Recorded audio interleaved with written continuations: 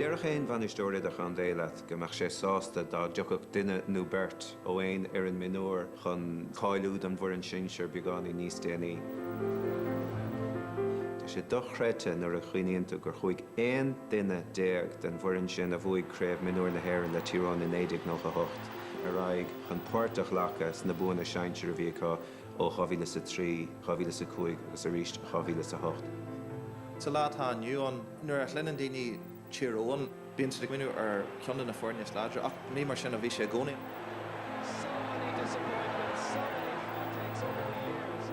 Before 2003, Tyrone in many people's eyes were deemed as failures.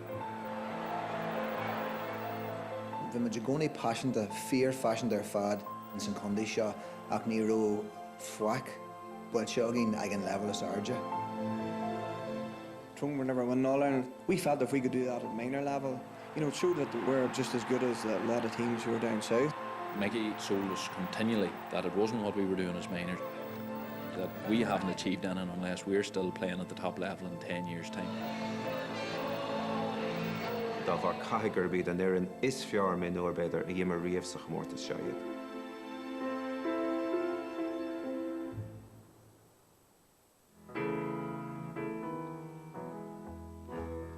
Going down the old Woodstock to feel the cool night breeze. Going down the old Woodstock. Going down, give my baby squeeze. Going down the old Woodstock. Feel the cool night breeze. Ceist mhór crua ar Ken Fa nach ró Tyrone ní bhráthúla sna blianta riva. Ceann bhain ar a dearthain hain na grúan conde chomh mór sin agus chomh scapaí. Na beidir nach ró sé ina conde nadartha mar aonad amháin. Bhí an tír ceinneal scartha in áchod idir éarthar agus arthar. Níor bhuaigh Tyrone craobh go dtí an bliain éirí go cé go sé den géad uair. Chúdar ar aghaidh go páirce crócaigh. Níor bhéon taithí acu ar imirt I gluthe mór a barce crócaigh agus sló mór a láthair. Beidir ní bhíon dóthain muoíne as the féin, agus de hiicfá cén fá, well, ní léana Tyrone a bhí mar seo hena, ní léana chun arálinn mar seo a bheith sé. Bhí tionthar dúilteach ag na troblaidí ar chuirsaí Cumlaí Glas Gaeilge go olú. Bhí stadas na gluichí fiú níba éisle. Na sé condaithe ní ró siad abalta bua eil a gríomh olú fiú bháin críomh na hÉireann. Ní ró ratharbí ar Tyrone go dtí inné an daracha go dónda. Sin gabh léana seachtó inné bunú Cumlaí Glas Gael sa le bhuaigh Tyrone críomh pela sin seir olú. Ní ró an tradiisiún a gine. Bhí muid mai go leor in ar guaig a haon, chun beidir coppla críomh bhain sin seo a guaig olú. Ach nuair a bhain muid beidir Balaclea nó Park an Crocaigh go ddíireach amach. Ní ró muid abalta an lína a thrasnú ag an level is Arja. Well, bhí minúr a Tyrone I tachan tosaigh do réir a chéile I rinne na 70. Is cuinlam sa 70 bhí Tyrone sa chluthe ceannis. Bhí fuid an anhacha, as at go leor léach an chluthe Mickey Hart, mí hall ó Hart a bhí an chluthe a chréilgum sa cuinlam go maithe. Bhí sé stig I bhir a cehadíag scóráil sé cúl, ní bhúr aon eile ó Tyrone, de hepartha.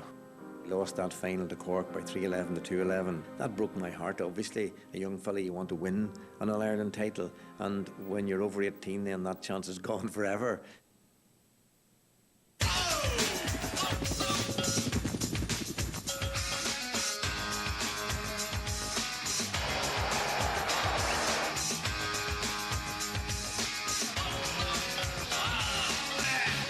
You're unbelievable. Where are you going to be at? I'll just follow you, but you just talk away.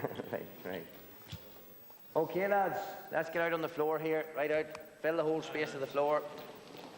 Nuair animniú má thar mar bhainisteoir Tyrone don na minúr, is dóil am haon gur aitheann sé go raibh an darna deis aige chun an Tom Markham sin an taine atá ar an corn vinúr a bhuacann sé rís.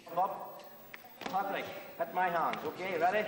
When myself and Father Gerard took over the Tyrone Miners in 1991, my whole family took over the Tyrone Miners.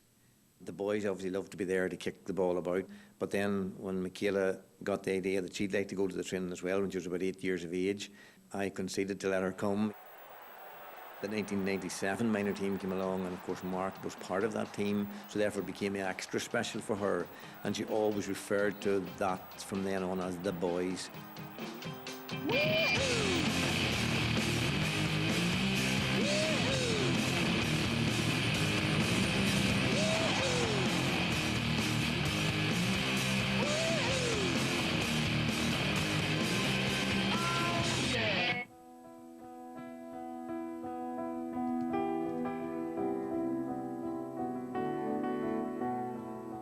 Hossie nog a shocked cost le gach blian. Ac vi much spragge, maar when acadu hun ganan corny Eoghain, is a blian sin an comortus scolla is most a cheer. Daihan mudge mar felladary Eogha goro bejer tus nua ag toshacht inson condi. Bhí anaran sin mar ceann céad glúin ar chefhní lá Tyrone a gimmert ag le hí canis na hán 8 sé agus 9 Ní bhain sin tháinig siad leithéidí an dún gura agus gúnanáil ag buchan scríomh na hán sna lua nachidí. Bhí is acu rud nachróas ag beidir glúineo go ribh sin na gur féidir le forneo olú críomh na hán a bhuachans mar go bhacha siad é ar an telefís. That was the beginning of what we believed would be a very good team. You had Kevin Hughes, really quality midfielder. Paul McGear was a good finisher. Cormac McAnallen, the late Cormac McAnallen, was getting better by the day. And Brian McGuigan, who was a top-class centre forward in the same ilk as his father, greatest player that ever played Gaelic football in many people's opinion, my own included, of natural talent and ability, was Frank McGuigan. My father would have played with Tyrone for years, and you know, when I was growing up, it was always something that I aspired to do.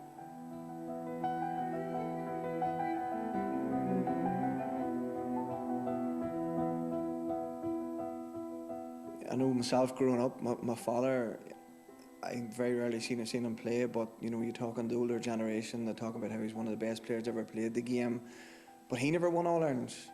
All he ever got was Ulsters, and you know, it just seemed an acceptance that this is as far as we're going to go. It probably rubs off on the younger generation that, you know, that's the way it is in Tyrone, but it just takes one team to go on that next level.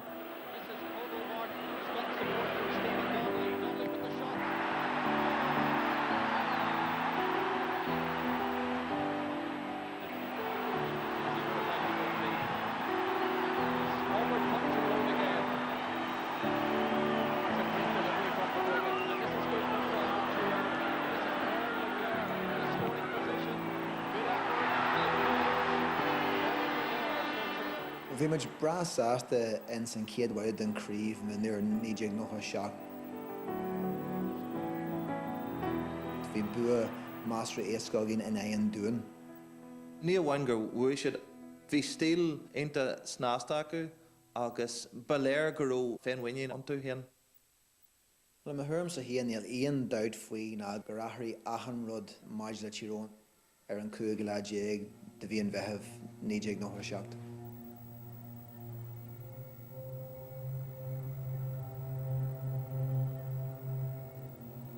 Well, the 15th of June 1997 is a date I'll never forget. We just went along to Omagh to play an Ulster Championship game. An cluiche sin Tyrone agus ardmhaithe níideag nach a seacht. Bhí sé na lá eisiomlareacht de críomh peile olú. Mí an bheitheh láte agus an ómaí dúla daoine.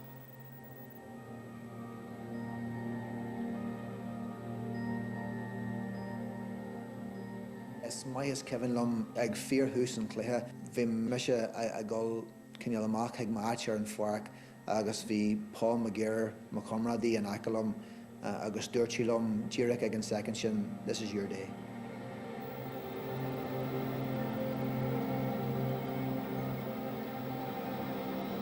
Das Paul McGear and he's in my canter hien in St. Forestier, Erigel Hiran, there's Jimmer sé Pell, Lum done club, faoi dóigh agus bhí muid ag gcónaí an mór le chéile, bhí sé in a character agus bhí sé, bhil is agad bhí sé brad é riire fan féil ach choilua sa stop an chluithe thosaí an crack.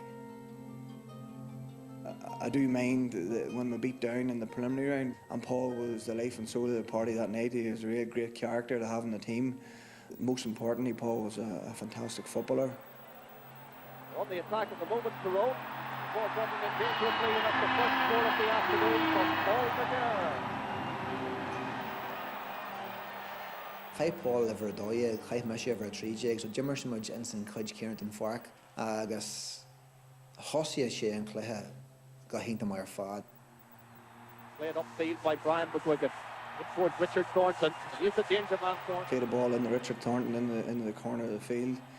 He came up along the end line, fist across to Paul McGuire, and him and the keeper come in a 50-50 challenge. And Paul got his hand to the ball, forced him in the back of net.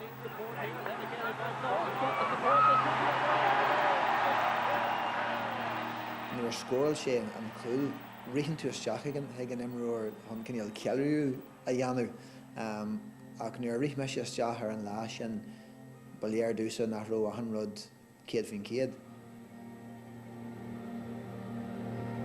I was on the other side of the pitch on the terrace. We saw the goal and we saw Paul going down and he didn't get up again.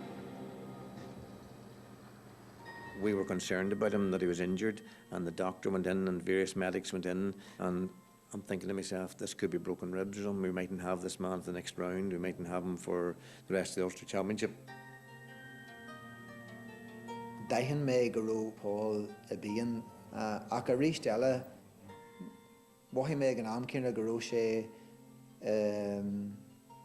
I láha sábailte má dhéanann sin ciall agus mar dheallar sin fuair sé bula bás agus é ag gála dró an tíbhína agus dhéirí me sé isteach a rís ar an cluiche agus maithím cinnteach mar dheallar sin.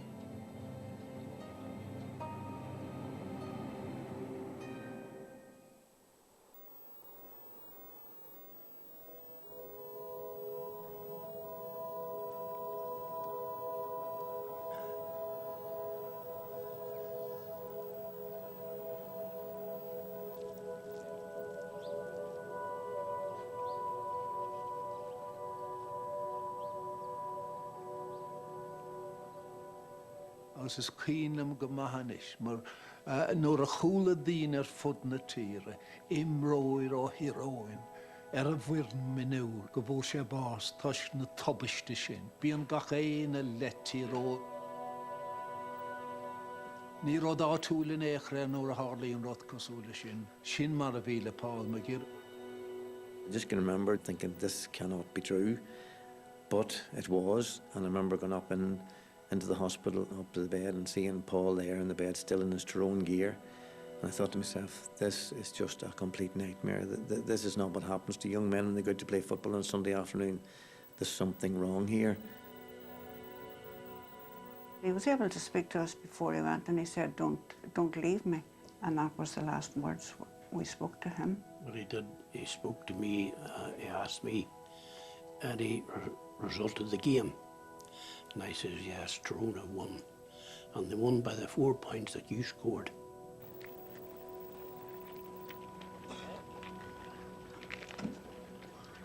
Bhí chorú bhfuilbh an gcear ina ócáid mhór bhrón.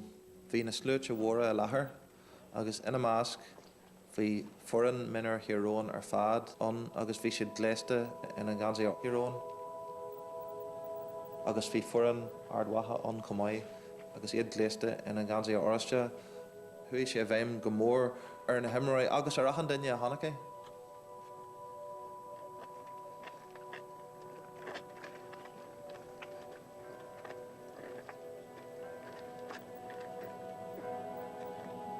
I hadn't cried at all. Up until that point, I seen Paul in the coffin, and it just hit me how a man so young could be took, and you start questioning yourself, start questioning God. You know, I mind after we went to Paul's house, we actually went up to a bar in Dromore that time, and we took a few drinks, and I mind myself that night sitting crying in the bar, thinking myself, where do I go from here? Yeah, current sé gimni do your level person go bhfuil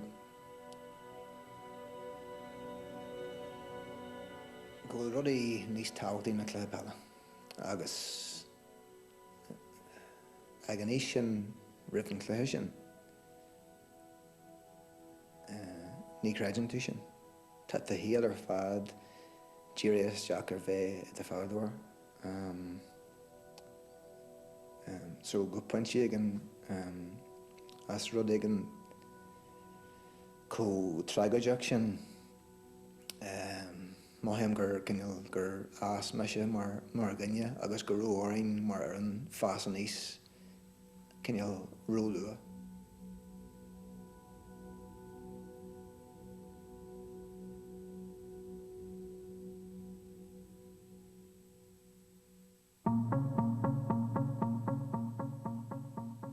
Gaelic football fans in Tyrone should have been celebrating their team's success today, but the death of Paul McGirr has cast a shadow over the GAA in the county, a gloom which will not slowly lift. Football doesn't even matter in Tyrone today. I mean, all we can think of is the sympathy we would have for the McGirr family. Bhí job anna Jack ar fad ag maithar agus ag an ar an bhainaisteacht ar fad chun muid a fiú suas rís. Ar gáid ainta chluiste agus ainta éifiachtach bhí maithar agus an ar an hart ar abalta muidine hains le chéile ard suginne a dhearú isteach ar an féile rís.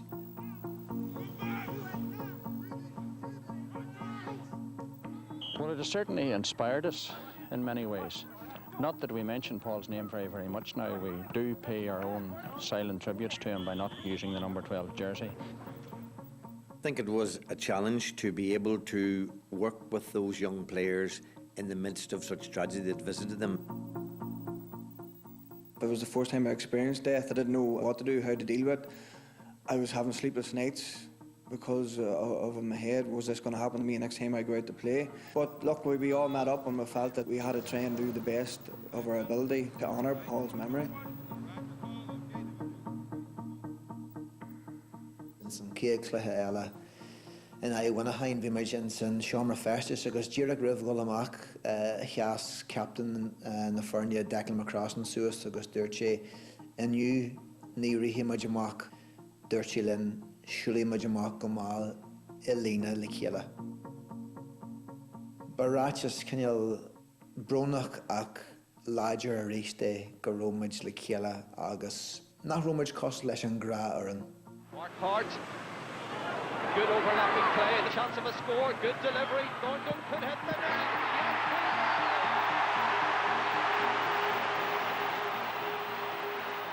Inné Wash Paul, fuair muintir Tyrone, aithne Imroy Eoghain Tyrone, agus bhí lucht lánarna mór acu go ddíreach na dhé in Eoghain.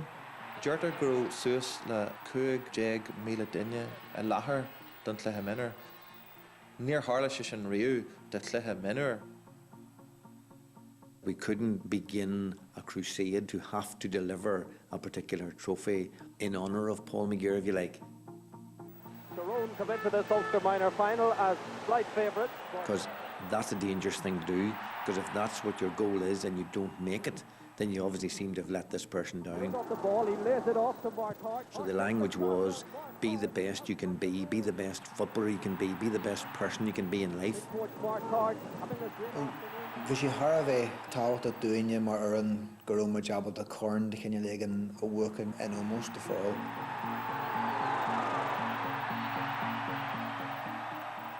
Rin an captain Declan McCrossan cinse de aim a lua go háirithe ina óráid mar captain agus é tógáil Corny Wirry an Arge.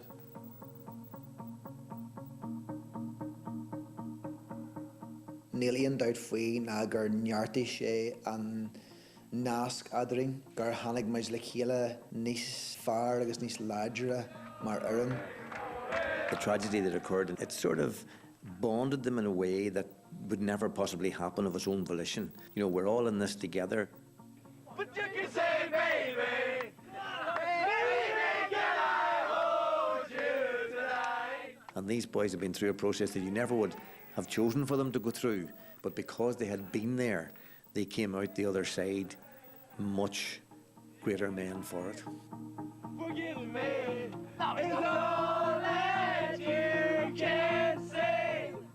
When much Creevolu, Elar and Harry, agus Dini a Durchlin, a Wallisug of Shaw, the Blaine Jacker Ugov, Winshiv Creevolu, ac Curry Kiri Stopliv in St. Clair La Canish na Heron.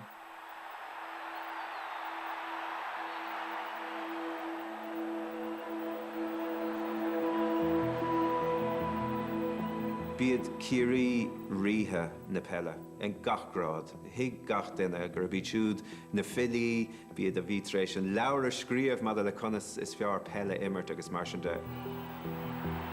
Is omí for na chuig champórca in ag Kiri haar na mlíonta agus go méid a go ráidir chomá ó hebh na Pella de, ach just nar chreidid a go ráidir láidir go leor chun na lábh an uachtar a áil artha. Bhí symbol éigean a Giri, Tás agam go maith a gas Cormac agus rents na Himariella, gur arc siad an Eoghain Kerry's golden years a réis agus réis eile. Chomh minic sin gro siad abalta bognach achan líne a achrá. Kerry was somebody that when we were growing up in our teenage years was the pinnacle. They were the team, the benchmark for everybody else, and you know, probably previous teams before us, once Tyrone won Ulster, everybody thought, look, we're in bonus territory. Beidr an Ciadúr glithe mór a Barton Groki, Credjmuid go láidir onin him, Goro ahan seans ó gin an lá sin. Agus a ríist, Kevin Hughes, cadé mar immer to hadiacht again. Ó haine sé de boy, count what ard, agus Shahuin, until the was that. Chríoch dramatúil, bhí muid trí thuúlín chun Jerry agus muid an am cúidseamh.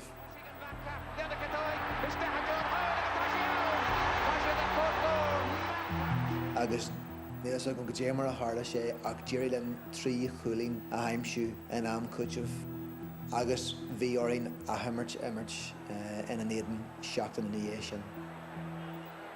Agus bhreisin scíal a rith na seachna sin go bhfuair Paul Hughes, Jarher, Kevin Hughes, a Jimmer ar an Earn Boas, a Dashma Boher. Agus bhí Kevin cinniú thar a bheith Jackar a dhéanamh.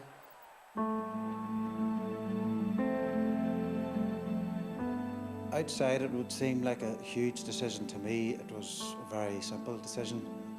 Me and my brother's relationship was like a typical Irish brothers. You know, there was 5 years difference. We were very competitive. He was one of those brothers that would never actually tell you that you're doing well or anything. But I suppose personally, I just wanted that acceptance from him, you know, to say, well done.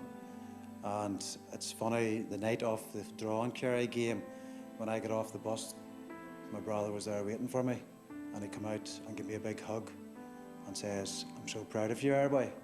And that really comforted me at the time. It surprised me at the time because it was the first time he'd ever said anything like that to me.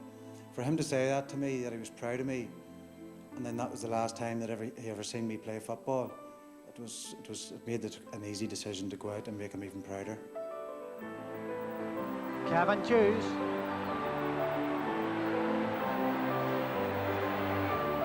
Kevin Hughes gets away.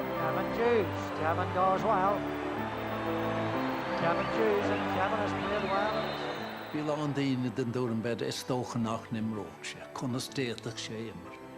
Ach do chin sé immer. Hána sé ann, agus dimmer sé annach leithir fád. Kevin Hughes. Kevin looks up, takes the shot, and I suppose you don't know how you cope with it until it's at your front door. As a team, we got through that with Paul, and then a few months later, this happened with my brother Paul. But you sort of needed, I suppose, an outlet, and I was lucky to be involved with a panel of great lads, and it gave me a focus outside of the tragedy. Paul Galvin has gone over the bar and Kerry have taken the lead. Lérú agus tispántas anna bhá de fel Gaelic a bhí an agus de bhecas a bit. And it's tight, Kennelly. Go meach rain bhá den dáir an sin, nach raibh deire feicithe gan díobh. Agus mo chóirtha de chluithe má, nuair a bhíonn sé thar, nuair a hagan na daoine amach.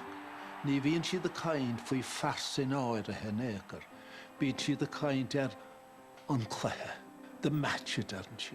Sin mar a bhí an lá sin. Ball goes in and it's Kevin Hughes and Tyrone into the All-Ireland final of Tyrone. Sílim gur athraimid mar chundaí agus mar ar an lá sin. Sílim gur chuirmid marc síos go raibh an seo, go raibh maigealóir agus olmhaithe chun an corn Tom Markham a bhuachan, go raibh ag an tabla sarde agus ná raibh an golar hiú.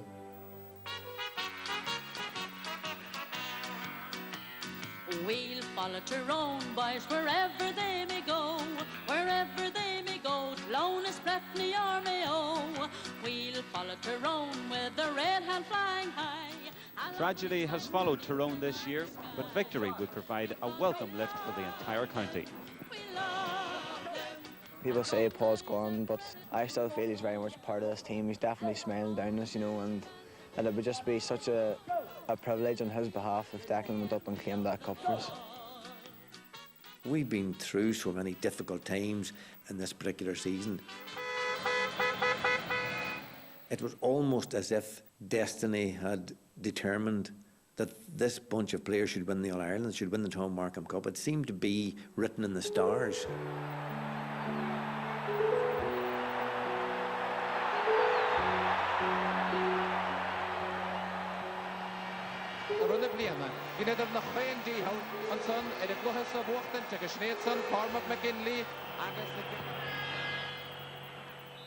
A lot of us were under par that day, myself included, didn't play well. We felt as if we'd let Paul down when that final whistle went, and there's so much disappointment. Just bhí Jima and Dawn ar a handinne mar bhí sin an cléthe dearnach le chuid mhair acu mar bhinir.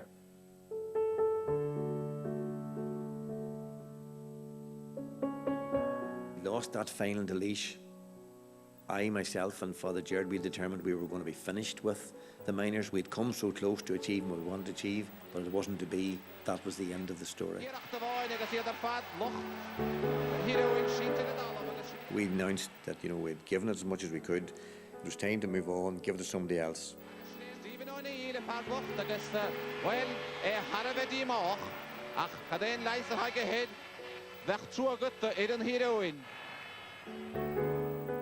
At the homecoming that Monday night, there was rumours going around that Mickey wasn't for staying on, and myself and Stephen O'Neill felt that we'll have to make an intervention here of some sort, because if we've unfinished business, we've unfinished business.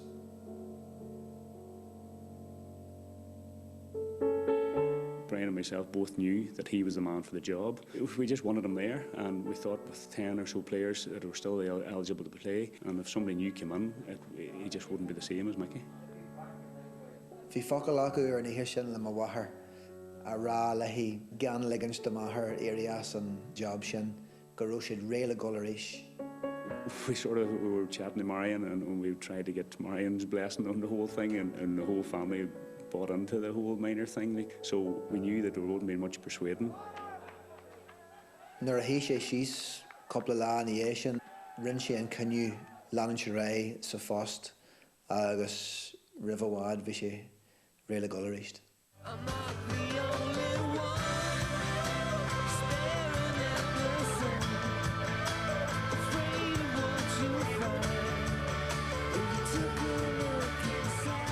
I feel the hand of history upon our shoulders.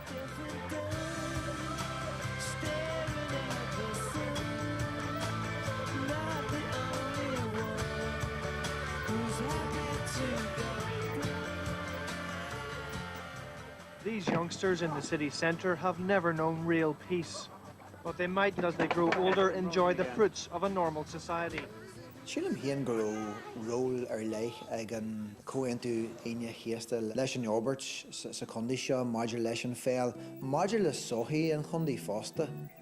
Bhí na daoine óga seo bhuail den irin Tyrone.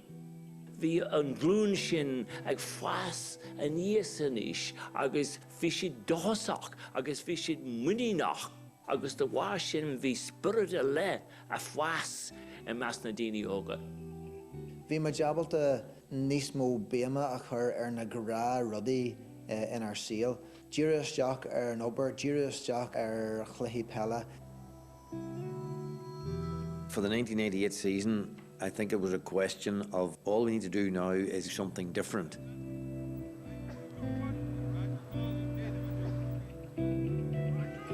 Rin Mickey Cudgewar Stager Alsonach in sports, agus Winshe Cudgewar Inspirage own Parsonry Mora Valsonach Sports Verica. Vir sé Cudgewar Olish ó Chrianley Kishfella America mar hampla, agus bhí sé abalta na min sonraí a fice amach. Agus thosaigh sé fiú dúine san seomra festais, ba gra leis na gansaí pella a bheith an tabla. Agus nuair a Jimmermuid le Tyrone, le siad ar nanimna hamach, shiúlmuid heag an tabla, ficmuid suas an gansaí agus huamuid aráis heag ar nach, agus rin gach duine sin duine ar gine go dtí go ró trotha gansaí orainn ar fad. And then we'd tell them to put it on at the same time, because there's a sense of unity in that. There's a sense of togetherness.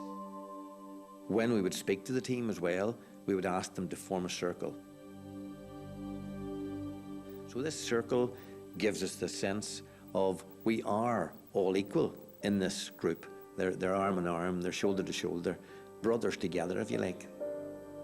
Mickey and Father Gerard McAleer, they set a sense of discipline, and when you were with the squad you had to act a certain way, but you were always a Tyrone minor. Away from the squad you were still a Tyrone minor, and they had such high expectations of us.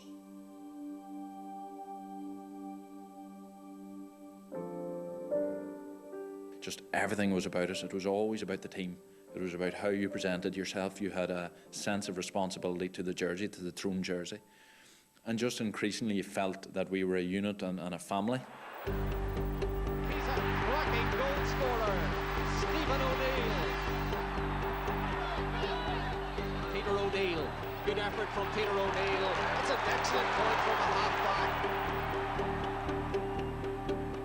We're very motivated after last year. We want to go one step further.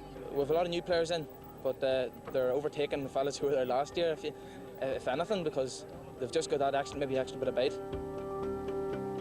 Níidir nó hacht hanig glúine nuas Jack agus bhí ról ar leith ag a hancean acu. Tá má caintear a lehéid de Pascal McConnell mar chuilbair a hanig sé ón stab le chéarna as a danig a dhearthar finbar a Jimmer leis na sintear thar na blianta. Gavin Devlin, bhí Gavin an óg ag an am sin go fáil ach bhí sé thar a bheith cluiste mar imrúir. Wathí mé go ró blian trom árinne in nócha seacht agus beidir go ró fuil nua de dhí. Hon codú leis na daoine a bhí faoi se go fáil in nócha hacht agus a hanig an dá gram le chéile go thar a fé effortach. Cormac McAnallen, powerful ball to Enda McGinley. Scoring opportunity now for Enda McGinley. The style of play that myself and Father Gerard would have advocated is that you do whatever is required for the team. That's most important. Rowney sé imrúirí le bheith abalta imirt ar fud na parka agus bheith so glúiste. Mickey Hart really stressed the fact that the first line of defence was the full forward line, and I think that has shocked a few of our forwards at the time.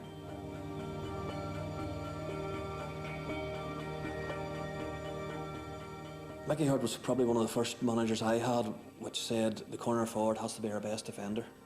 And of course I was a corner forward and I didn't like defending. So I always thought forwards were there for scoring. But we bought into what Mickey Hart was saying. But it's like a brick wall, the Tyrone defence. And the results started to pave the way for this success. Gan bheitsáasta an feldáil agus é cheachada go dtí duine bhí tuchas latútha agus fanúntain san go dtí go dúchah sé a rís. Bhíidir dal beidir inionad beidir go dúchah passan a dró. Bhíidir a gimmart mar réireann beidir. Lynch getting himself into space. Lynch takes the shot and Lynch gets the goal. You had to work hard, you had to be fully committed to doing well for the team, and it was always the team first. And it didn't matter who got the scores, it didn't matter who made the tackles. Everybody just bought into that team ethos where we supported each other on that pitch. You know, no individual ever won titles. The referee blows the final whistle. Tyrone are the Ulster minor champions.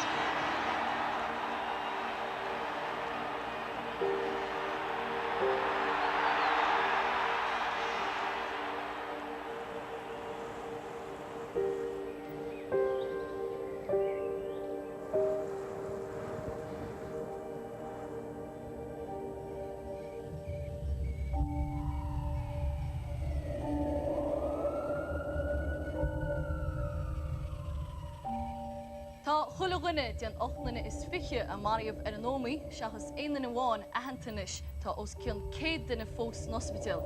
Da sha rotje nacht goel an onsi sha Eoghain an honsi is massive riv sna triploti a duiskarteren.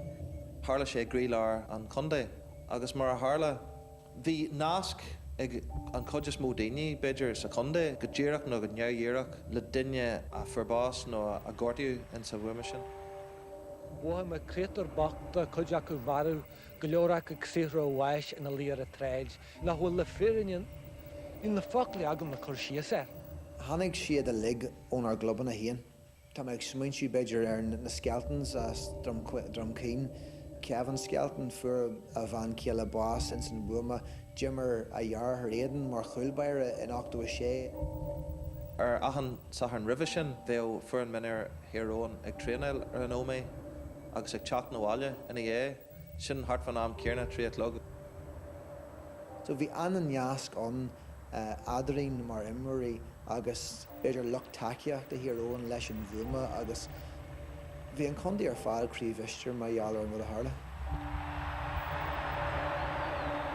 Last Saturday then they were training at the time of the bomb and you know they spend most of their week kind of lining up alongside jersey draped coffins and for them I don't know how they can get their mind onto the game really today and you know one has got to realise they're only 17 years of age, 18 years of age and one has got to empathise with them in having to come out here to play football today but football is a great healer, sport is a great healer.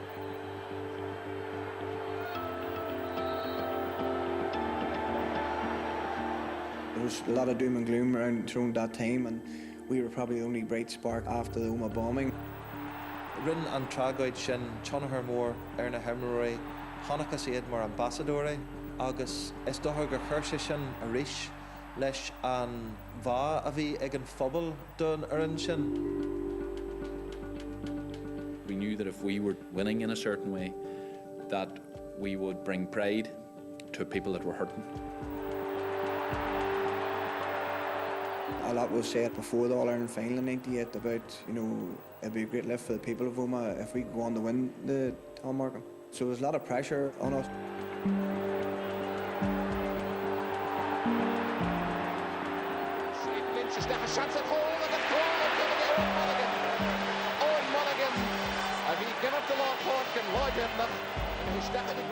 I remember just the very start of the game, the ball coming and I just roofed it. I just put it into the back of the net and it was a great release, great pressure off me that you could relax into the game. I remember being really nervous in that final, the whole build-up and the whole crowd and getting involved. It was tough to keep kind of the head down and keep, you know, calm.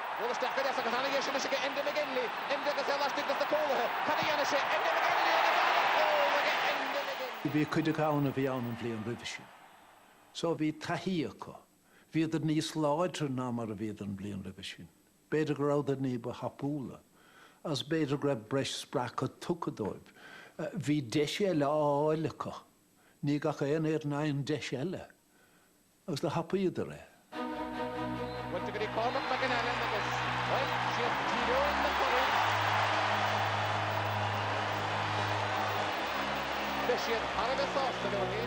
There's something special there. You knew that the lads that you were playing with could pull you over the line. We weren't a bunch of individuals, we were a team. Bhíonn Jesh ag mar dheartha Cormac, Corn Mosh, Eoghain a Hogan Arja. Fi sé sin ina ócáid war specialta don Conde agus Eoghain.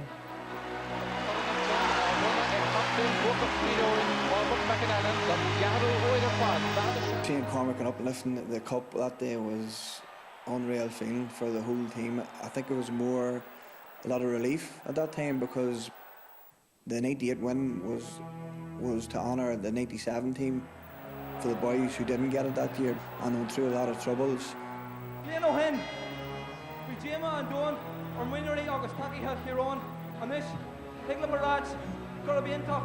I'm looking on Corn, almost so Marathon, a whole Gaelic Arja. The Whitelum, the Wakers, a Hull and a one story. We hollow hearts, August and Tahar McGillair. This was a day of all days, I think, for me in sporting context. And, you know, if I'd stopped managing at that time, I'd been perfectly content because I'd achieved something that was very dear to me.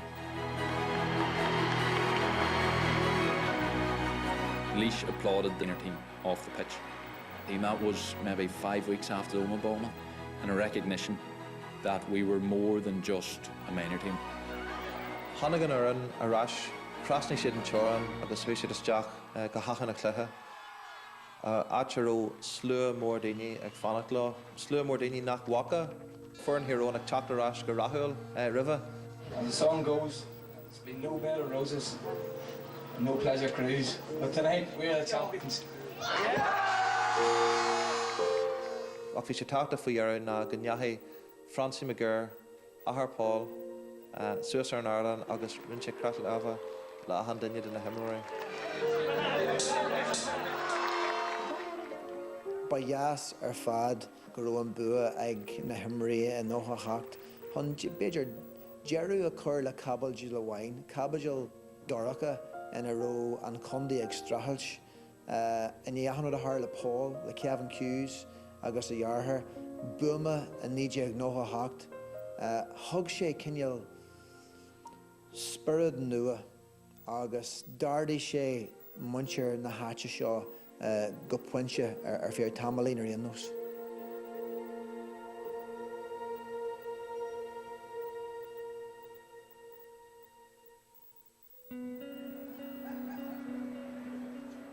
Is a lá tá nuhan ar dhéchan muinte híróin ar a féin tá féin bhaín agus an féin bheas a bhd níos íirde na mar a bhíoch. Is anna heiste sin na stóla mir ar a gúnta agus ar an gultúr atá crothathe ag go micí hart agus ag an grúpa imreoirí a bhí ann dús na mílíise. Nuair a chabú maithair mar bhainisteoir faoi fiche híon, bhí an ar an nó nócha seach in écla ceannis na hair na bhaint amach, dúí le leis an ar an nócha hacht an cór na bhaint. So mar dheallar sin híl gach daine go méú fur an thar a bheith láidir agin an level sin faoi fiche. Is córa anna wathe, má bhíon minúí gut, a bhíon gomach faoi fethe héan a ríis.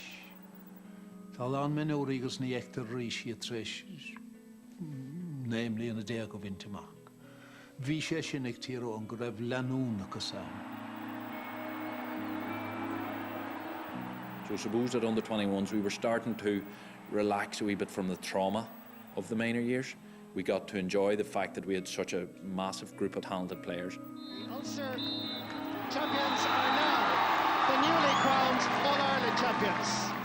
We got to start to push on and want to achieve the things that we wanted to achieve and live up to the expectations that we had within ourselves. Mickey had left no doubt in our mind that we were the best group of players in the country. Under 21s was a great place to nurture the talents that we had. And obviously you had to mature physically and you had to mature mentally, and the under 21s was a good stepping stone. Tá rud ag in ar leith corn eile aireann a bhuacans a gcéan level, ach ja chríomh as a chéile, ní tharlaíonn sin go minic ar Harabí agus a rís eile cruthaí sé féin winnín onamsa mar felladóir onainn mar oireann agus ní raibh ach aon level a bhain le go.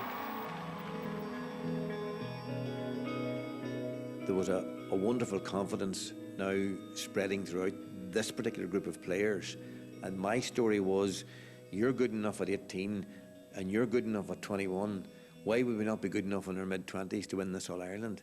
And the answer they gave me was, why wait to that time?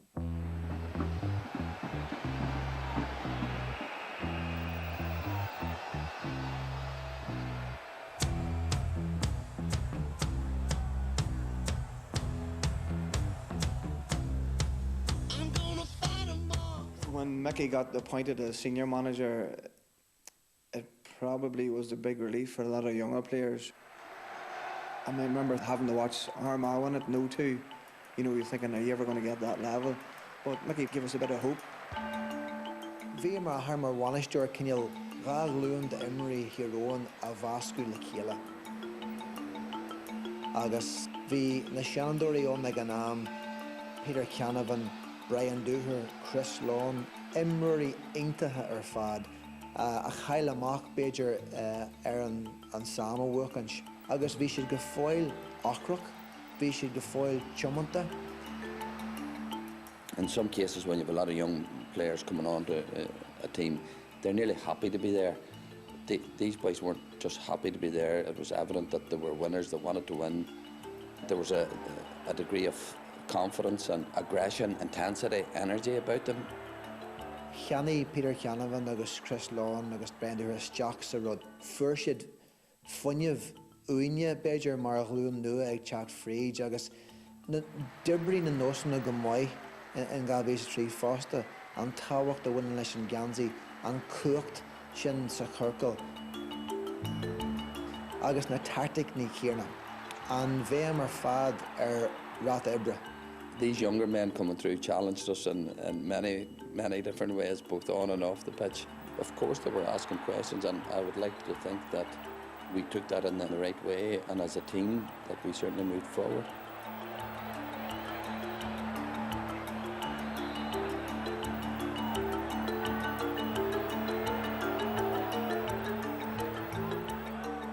Ní ramar óhhar fóra, níor bhíad counts na fórna móra go raibh in buchtantara. Ní ráidir an éáte gin dáíide snéan rud agus tá sé sin níos mesan á dro bheasúirnta. Ní ráidir an léirscáil, ní ráidir an mappa. Níor bhuaí Tyrone riamh ag le leachcheannas na hern a Eoghain ó chuige connachta. Agus nuair a bhí siad a gimmarte néan foran ó chuige lein agus go háirithe le headí céirí ó chuige muin. Bhí rud ag an an, bhí feib sa cólaíochta an beidir. Níor an chluthe tasna ach nómach nógá nuair a higus agus hig gachéan duine in gansaí chéirí an lásan. Rud ag an de fiúlarsúil atá.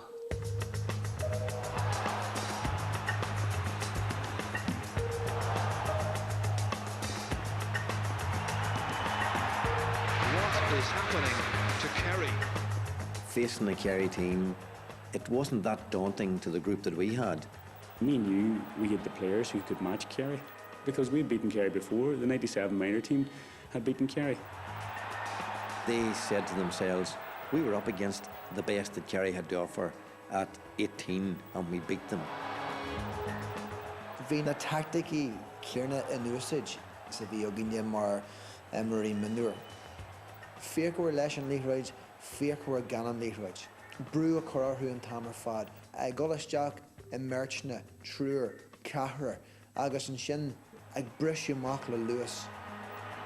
Agus tá sé maid na go fóil, róga mas a chuithe de fór dar á cinnéad a selle ber a bell.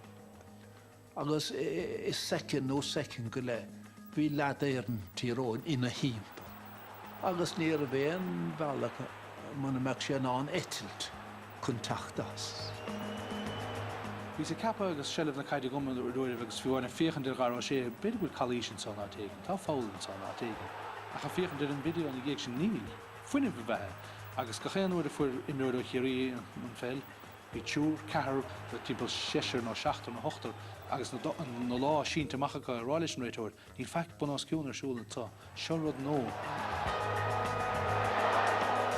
This game left a sour taste in my mouth, and it's not a case of sour grapes because the better team won today. But I'll tell you, to describe today's football, I don't know what I'd describe it as. I'd call it puke football. I fear for the future of Gaelic football if this is the way it's going to evolve. Some people didn't like it because they thought it was taking the soul out of this precious game that was supposed to exist like it always did in the 60s and whatever, 50s or whatever. But we didn't see it that way. We saw it as a bit of innovation. Kerry are well and truly trounced. The margin of victory doesn't reflect it. It's only 7 points at the end. But there was one magnificent team out there. They had a game plan. The philosophy we had at that stage was really an extension and an adjustment to things that we'd learned over the years at minor and under 21 level, where collective defending was the order of the day. Bin countess na leianta go bhíoch for siar fé an 5 blian, 6 blian is cníir for dathraigh an féil an náisisin, dathraigh an cluthe féin an lásan.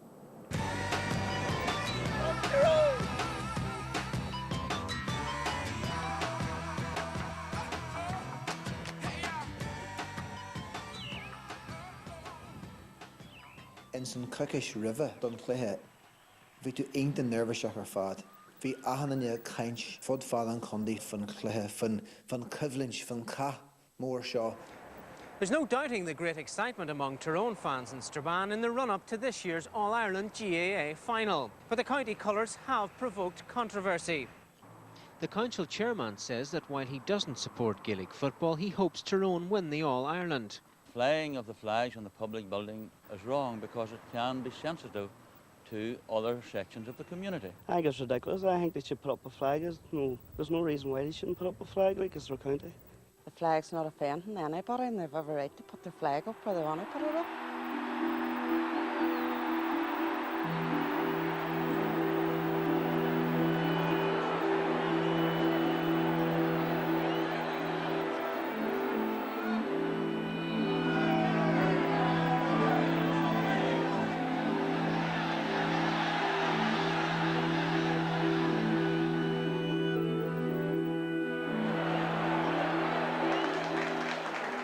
The year that Paul McGear died was a very tragic year and it was a roller coaster of emotions really. And the night that we lost the All-Ireland final in '97, my brother Mark was in the team and Daddy at one stage was going to give up and I just thought this was the worst night ever. And when we came home that night, I wrote down things that I'd love to happen in the next few years. And I wrote down that I would like the minors to win the All-Ireland in '98. That happened. I said I'd like the under-21s to win the All-Ireland in 2000. And most importantly, I said I'd like the seniors with Daddy in charge to win the All-Ireland in 2003. They've done it! Tyrone are the All-Ireland champions! Mickey Hart has led a team through minor success, under-21 success, and the biggest success of all, on the biggest day in Gaelic football in 2003. Look, it was probably one of the greatest days of my life. To actually achieve what we had started out in '87, to finally get it in 2003 that day was just unbelievable. The first person I seen was Brian McGuigan, and we just embraced each other and the sense of accomplishment, achievement, that we'd been together since '97. A group of players, 11 players in particular from that era. My father played for years and years and probably was a far better footballer than I ever was. But he never got to that level that I got. But that was only because of the players that I had around me.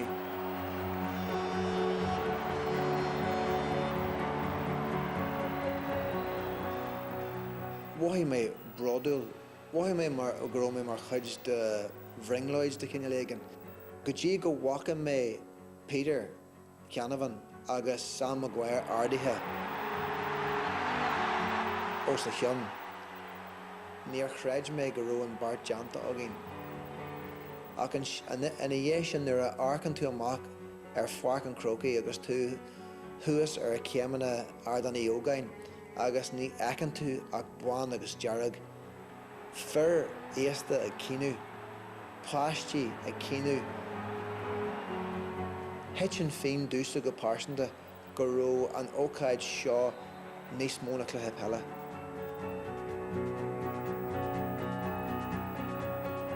It was the kind of the fulfillment of this bond that was so central to making all this happen. The 13 players who had come from the minors of '97, '98. We had to think about Paul McGear, we had to think about Paul Hughes, the families of the Oma bomb victims, indeed families who would have had losses throughout that period of time. There was a sense of connection with all of those people. Agark Shear, Arahan Rudda Harla, Guru, Grupa Erleich, a Hanig Lakila, Eganam Hjart, Guru and Towlin, Marchundi, Guru Kaidriv, Toga, Adrin, Marial Buana, Erin Fark Pella, Marial Kailunshi Ufasaha, Tiv Waden Fark in Seal Barson de Hien, Agus Gur Crohishe Spirit Erleich, a Helian and Ish, Nura Akam Muj Lakila, Erin Traj. Goal muj a leg blaenas fiche dísherish. Goal muj mar emery Tyrone go jaw. Agus go bhfuil an chuacht sin go fáil le mothú in san circle sin nach mé briste hithe.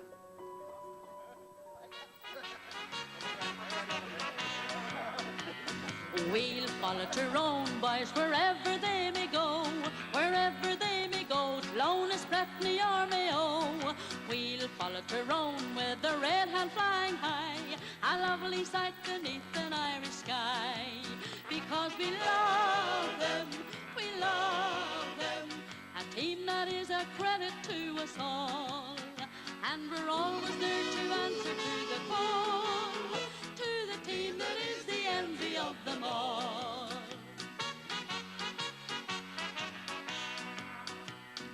We'll follow Tyrone boys, standing side by side, with our hearts so full of pride. We'll follow Tyrone and the Damon up before, when we bring home the famous Sam Maguire.